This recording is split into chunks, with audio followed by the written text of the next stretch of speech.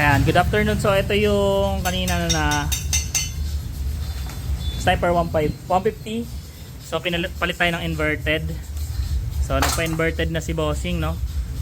Kasi may tama tong shock. Ayan, baliko. Tapos yung tipos sub-sub na. Ayan, palit din rin tayo. So palit na tayo ng buong front shock. And then ito pa pala, palit rin tayo ng bagong handlebar. So ayan, nagpa-inverted na siya.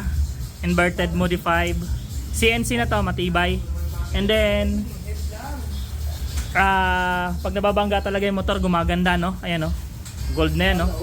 So palit tayo niyan, inverted. Tapos ito pa, nagpa-raise power na rin siya na front shock. Ano ba yun? Ba't hindi gumana? Yan.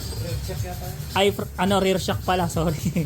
Raise power na rear shock. So ayan, black na raise power, 205mm, fully adjustable. So 360. So ito yung latest natin na dating. So ayan, install natin yan. So ayan, almost 60% na yung tapos. Maya maya lang pagkatapos nito, videohan natin. Ayan, so good evening, ginabi na. So ito yung kanina na yung Sniper 150 na pinalalamove na nabangga, no? So ito, nagpalit tayo ng inverted shock.